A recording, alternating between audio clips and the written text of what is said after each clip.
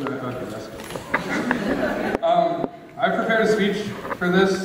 It's kind of long, but the response to it so far has been good. So, friends, teachers, and administrators, welcome. We are graduating. Can you believe it? 4 years ago, most of us walked into these halls as nervous as we were the first day we ever went to school. We were the freshmen, the low men on the totem pole. Now, those same 4 years later, we're leaving the school behind to a whole new crop of people, most of whom will be just as nervous as we were when we arrived. It's been a long 4 years and a short 4 years. Long because of all the drama and bad homework, the boring readings and early morning music classes, and all the other little pratfalls that hit us in high school.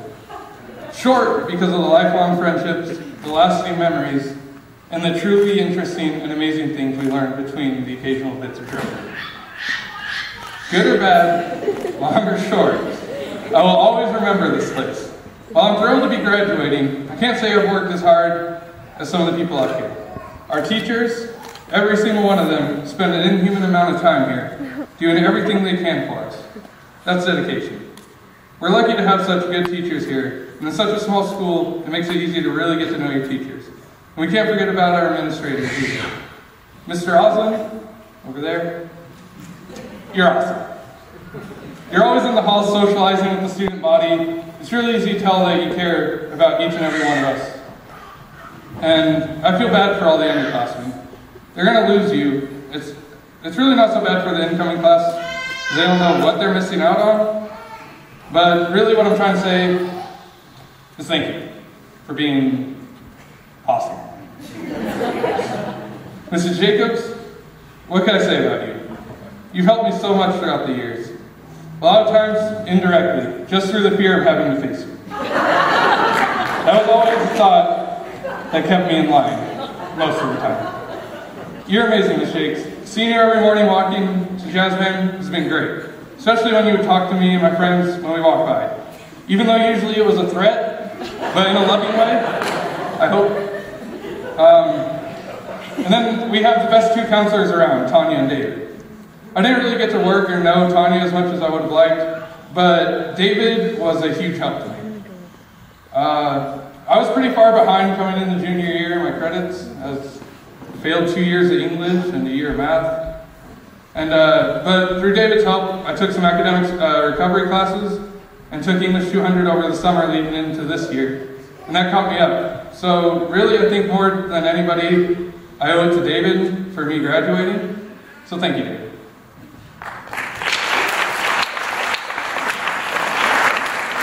It takes that kind of teamwork to survive anywhere in life, I've found. I know my experience is limited, but every problem I've overcome has been because someone has been there to help me. My support net range, and still ranges, from my parents, to my friends, to my teachers, and administrators, depending on the kind of trouble I've had, and its severity. This is where our high school truly excels, I think. What's next?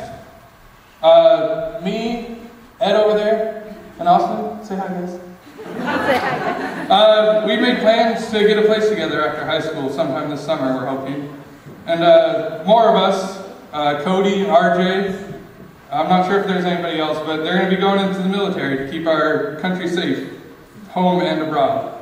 That's pretty awesome, I think. And others are going to go to college, or maybe take a year off to decide what they want to do. Leaving high school is such a brutal transition, and I think we're ready. And if we aren't, well, then we need to get ready, because we have 4 days. I do know how I'll deal with those life events, though. By using the skills and info I've picked up here, it all comes down to help, and I've got plenty of people to thank for that. Parents, of course, teachers, friends. I guess that means the biggest thing I've learned in high school is to lean on others when needed. There's another more important side to that idea as well. And it's one piece of advice I'd like to give you as we get ready to cross this stage for the last time. Make sure you're around when other people need someone to lean on. They'll thank you for it. A saying I heard stuck with me and made me think about the way I look at life. It said, if you live with 1 foot in the future and 1 foot in the past, then what does that leave for today? There's nothing wrong with looking forward and setting goals. It is my wish that we all set goals and strive for our future successes. But it is important to never focus on the future so much that you forget about the present. If we spend too much time in the past, there is little awareness of today or hope for tomorrow.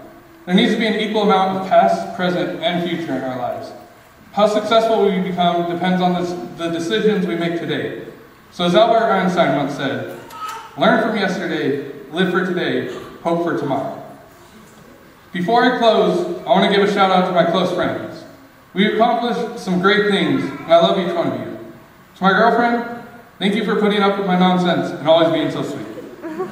Class of 2013, I cherish what we have done together and wish happiness and success for each and every one of you. Congrats, guys. We did it.